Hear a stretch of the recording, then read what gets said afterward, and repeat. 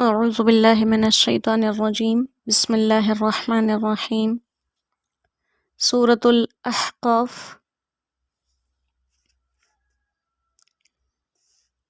آیت نمبر 16 رکوع نمبر 2 پارہ نمبر 26 اولئک الذین یہ وہ لوگ ہیں نتقبل عنہم ہم قبول کرتے ہیں ان سے احسن ما عملوا بہتر کام جو انہوں نے کیے ونتجاوز اور معاف کر دیتے ہیں عن سیئاتہم ہم ان کی برائیاں فی اصحاب الجنہ یہ جنت کے رہنے والوں میں سے ہیں وعد الصدق الذی سچا وعدہ ہے کانوا یوعدون جو ان سے کیا جاتا تھا والذی اور وہ شخص قال لوالدیہ جس نے کہا اپنے ماں باپ سے اف لکما میں بیزار ہوں تم دونوں سے اتعیداننی کیا تم مجھے وعدہ دیتے ہو ان اخرج کہ میں نکالا جاؤں گا وقد خلت القرون من قبلی اور گزر چکی ہیں بہت سی جماعتیں مجھ سے پہلے وہما اور وہ ماں باپ یستغیثان اللہ فریاد کرتے ہیں اللہ سے ویلک کہ خرابی ہے تیرے لیے آمن تو ایمان لے آئے ان وعد اللہ حق بے شک اللہ کا وعدہ سچا ہے فیقول پھر وہ کہتا ہے ما ھذا یہ سب الا اساطیر الاولین کہانیاں ہیں پہلے لوگوں کی صدق اللہ العظیم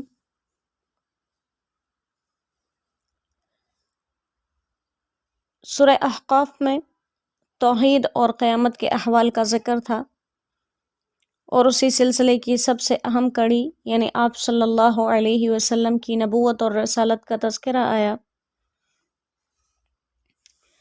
پھر آپ کی بات ماننے والوں کے لیے بشارتیں دی گئی اور دو قسم کے انسانوں کا یہاں تذکرہ کیا پہلے قسم کے وہ لوگ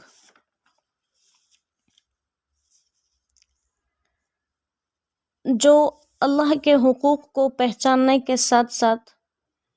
اس کے مقرر کیے گئے تمام تقاضوں پر پورا اترتے ہیں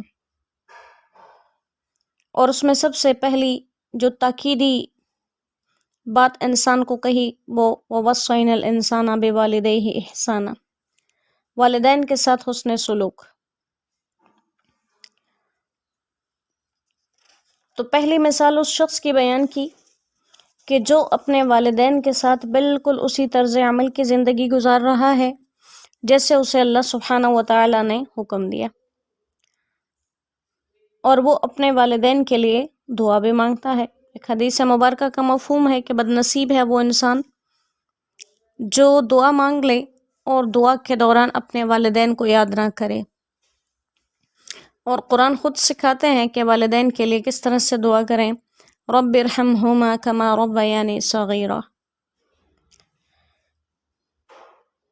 تو ایسے لوگ جو اللہ سبحانہ وتعالی کے احکامات کے مطابق اپنے والدین کے ساتھ حسن سلوک کرتے ہیں اللہ سبحانہ وتعالی نے فرمایا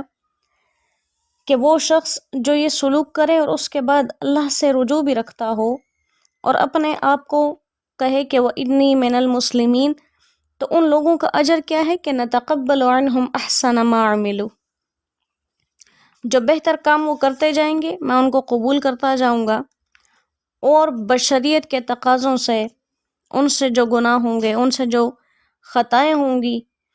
وہ کام جو ان کے خیال میں صحیح تھا لیکن صحیح نہ نکلا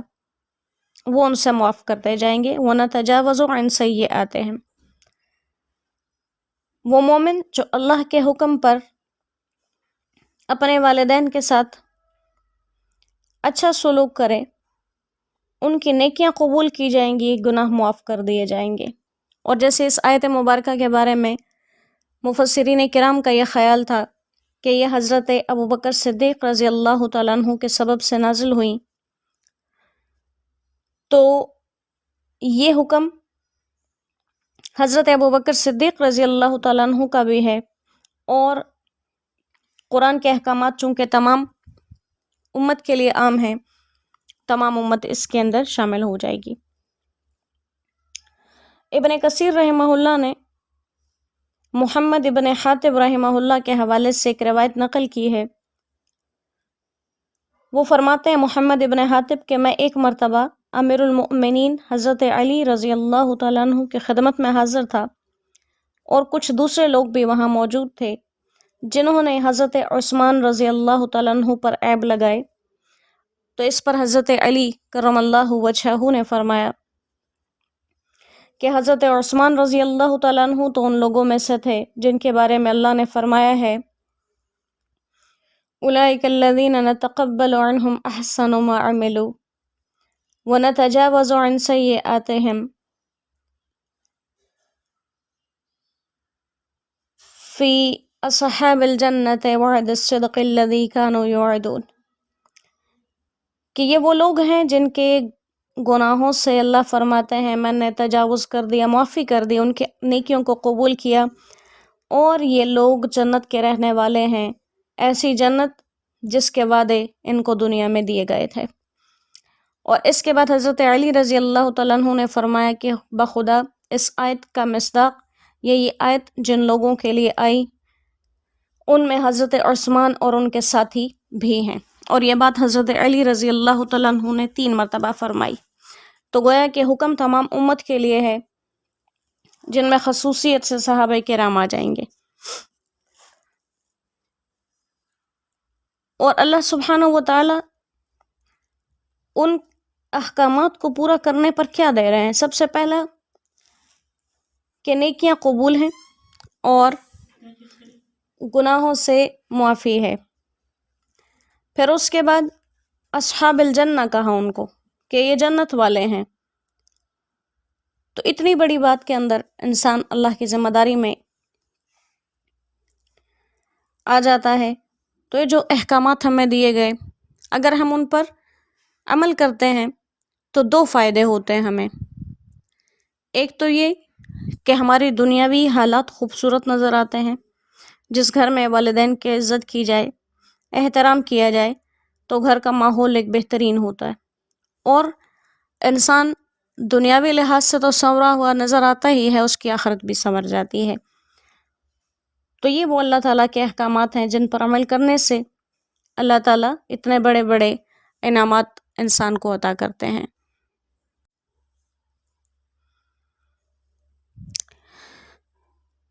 دوسری آیت ہے والذی قال لوالدیہ اف لکما،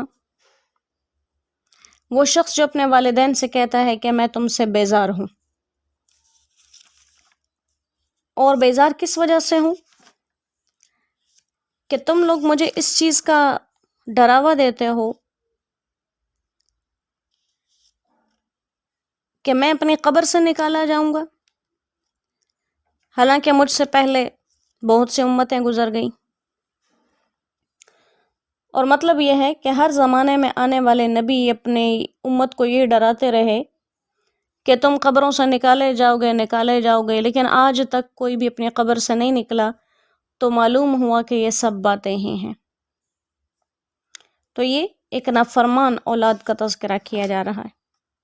اور وہ عام نافرمان نہیں بلکہ دین کے معاملے میں، ایمان کے معاملے میں جو اپنے ماں باپ کی بات نہ مانے، اس کا تذکرہ ہے کہ میں تم لوگوں سے بیزار ہوں کیونکہ تم مجھے قبر سے دوبارہ نکالے جانے کے بارے میں ڈراتے ہو، اور وہ دونوں اللہ سے فریادیں کرتے ہیں اور اس اپنے بیٹے سے کہتے ہیں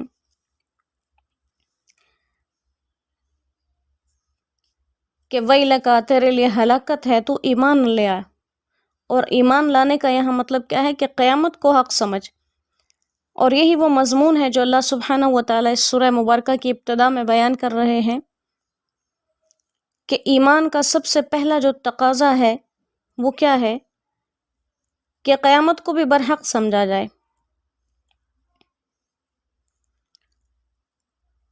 کیونکہ قیامت کا انکار کرنا یہ ایمان کے نقص ہونے کی دلیل ہے۔ تو وہ اس کو کہتے ہیں کہ یہ بے شک اللہ کا وعدہ ہے اور اللہ کا وعدہ سچ ہی ہوتا ہے۔ جب وہ آئے گا تو تمام مردے اپنی قبروں سے نکل آئیں گے، اگلے بھی اور پچھلے بھی، وہ امتیں بھی جن کو پہلے ڈر سنائے جاتے رہے، وہ امتیں بھی جو بعد میں آ رہی ہیں۔ لیکن نیکی کی اس بات کو سن کر وہ اپنے والدین سے بیزاری کا اعلان کرتا ہے، تو اس شخص کی سزا کا تذکرہ آگے کیا جائے گا کہ جو اپنے والدین کے ساتھ بدسلوکی سے پیش آئے، خصوصاً جب کہ والدین اس کو اسلام کی طرف یا نیک اعمال کی طرف دعوت دیتے ہوں۔ اس صورت میں بات نہ ماننا دوہرا گناہ بن جاتا ہے۔ جیسے قرآن کریم میں دوسری جگہ ارشاد ہے کہ اگر والدین مشرک بھی ہیں تب ان کی بات تو مت مانو، لیکن ان کے ساتھ حسن سلوک سے تب بھی پیش آؤ۔ اور یہاں پر تو والدین نیکی کی طرف بلا رہے ہیں، تو اس آیت میں حکم تو اس اولاد کا ذکر کیا جو نیکی کے معاملے میں والدین کی بات نہ مانے، لیکن اگر اس کا ایک رخ ہم یہ دیکھیں تو یہاں پر ایک بہت بڑی ذمہ داری بیان کی جا رہی ہے کہ والدین کی ذمہ داری کیا ہے، اپنی اولاد کو دین پر لانا۔ آج جتنے بھی اولادیں بے دین ہیں اس میں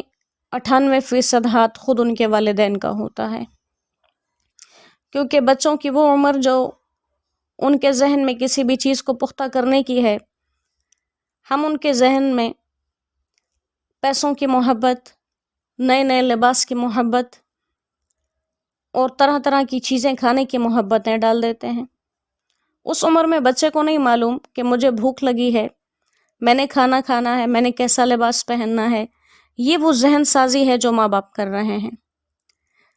اب جب وہ ہر وقت اس کے کھانے کی فکر اور دھن میں لگے، اسے نئی نئی چیزیں بنا کر دیں گے اور اس کو نئے نویلے اور طرح طرح کے لباس پہنائیں گے، غیر شرعی دائرے میں رہ کر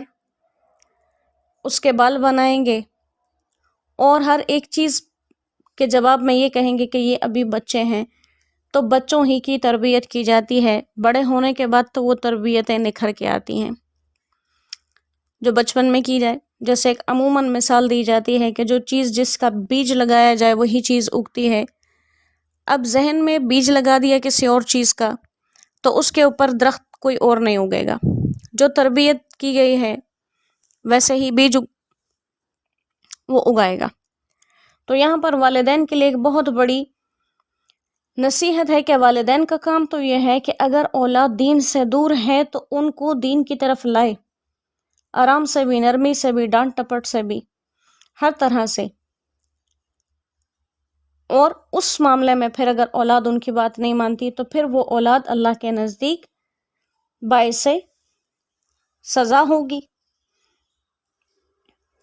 تو یہاں پر بھی حکم تمام امت کے لیے ہے، کوئی خاص شخص مراد نہیں ہے، کہ ہر وہ اولاد جو اپنے ماں باپ کو دین کے معاملے میں ستائے وہ اس کے اندر شامل ہے۔ اور کہا کہ جب والدین اس کو کہتے ہیں کہ ایمان لے آؤ، قیامت کو مان جاؤ، کیونکہ یہ اللہ کا سچا وعدہ ہے، اور اللہ کے جو وعدے ہیں ان کے مقررہ اوقات تو اللہ کو پتہ ہے، لیکن اتنا یقین ہر ایمان والے کا ہے کہ وہ آئیں گے ضرور، چاہے وقت ہمیں معلوم ہے یا معلوم نہیں ہے۔ تو اس کو بھی سن کے وہ کہتا ہے ما ھذا الا اساطیر الاولین، یہ تو سب پچھلے لوگوں سے نقل شدہ حکایات ہیں اور اس کی کوئی سند نہیں ہے۔ تو اتنا بدنصیب ہو گیا کہ ایک تو ہے ہی کفر پر ڈٹا ہوا، دوسرا ماں باپ سے بدسلوکی کر رہا ہے، اور بدسلوکی بھی اس طرح سے کہ ان کے مخالفت میں، ان کے ساتھ کلام کرنے میں بھی بدتمیزی کرتا ہے۔ تو اس شخص کا انجام ہے جو اگلی آیات میں ذکر کیا گیا ہے۔ اللہ کریم ہمیں ان لوگوں میں کر لے جنہیں دین کی بات کہنا اور دین کی بات سننا ہی اچھا لگتا ہے، جنہیں دین کی محفلیں ہی پسند ہوتی ہیں، جو دین کے لیے ہی کہیں آتے ہیں اور کہیں جاتے ہیں۔ جن کا گھر میں رہنا بھی دین کی تعمیل میں ہوتا ہے، جن کا گھر سے نکلنا بھی دین کے لیے ہوتا ہے، جن کے سونے جاگنے میں وہ فکر ہو جو فکر محمد مصطفیٰ احمد مجتبیٰ صلی اللہ علیہ وسلم کی تھی، وہ درد، وہ غم، وہ فکر جو اللہ کریم نے انہیں عطا فرمائی تھی، اللہ اس کا کوئی ٹکڑا، کوئی حصہ ہمیں بھی عطا فرما دیں۔ اور ہم جو ہر لمحے اپنی سوچوں میں رہتے ہیں کہ ہمارے گھر، ہمارے لباس، ہمارے کھانے، اللہ ہماری فکروں کے یہ رخ بدل دے کہ ہماری فکر تمام امت کے لیے لگ جائے اور ہم ان کے بارے میں سوچنے والے بنیں، بجائے اس کے کہ ہم صرف دنیا کے ہو کے رہ جائیں۔ حدیث مبارکہ میں لعنت کی گئی ایسے لوگوں پر جن کا مقصد صرف دنیا ہو۔ اللہ کریم تا قیامت ہمیں اپنے اس پاک کلام کے ساتھ جوڑ کے رکھے اور اس کلام کے ذریعے سے ہماری دنیا اور آخرت کو سنوار دے۔ وما علینا الا البلاغ وآخر دعوانا ان الحمد للہ رب العالمین۔ السلام علیکم ورحمۃ اللہ وبرکاتہ۔